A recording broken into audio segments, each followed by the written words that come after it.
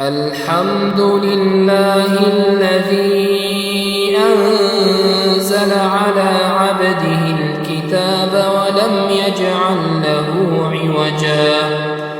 قيما لينذر بأسا شديدا من لدنه ويبشر المؤمنين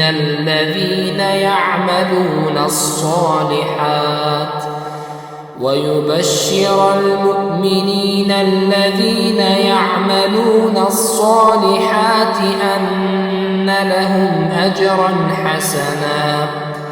ماكثين فيه أبدا وينذر الذين قالوا اتخذ الله ولدا ما لهم به من علم ولا لآبائهم كبرت كلمة تخرج من أفواههم إن يقولون إلا كذبا فلعلك باخع نفسك على آثارهم إن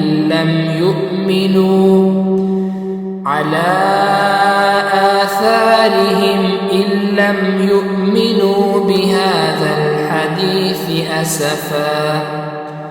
إنا جعلنا ما على الأرض زينة لها لنبلوهم أيهم أحسن عملا وإنا لجاعلون ما عليها صعيدا جرزا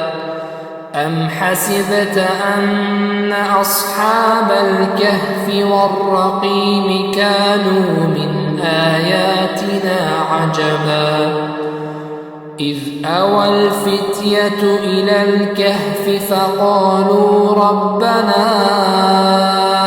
آتنا من لدنك رحمة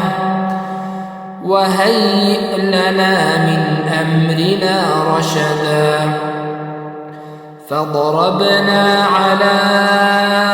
آذانهم في الكهف سنين عددا ثم بعثناهم لنعلم أي الحزبين أحصى لما لبثوا أمدا نحن نقص عليك نبأهم بالحق إنهم فتية آمنوا بربهم وزدناهم هدى وربطنا على قلوبهم إذ قاموا فقالوا ربنا رب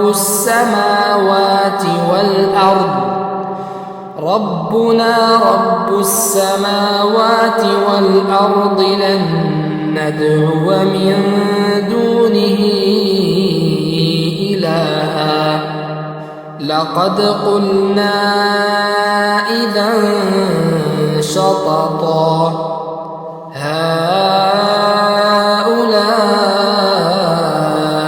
قومنا اتخذوا من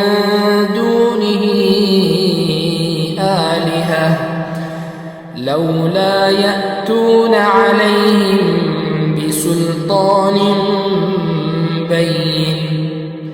فمن أظلم ممن افترى على الله كذبا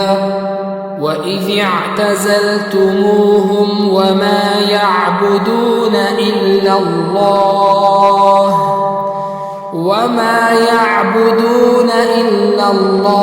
فأووا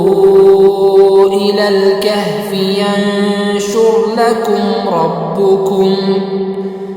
ينشر لكم ربكم من رحمته ويهيئ لكم من أمركم مرفقا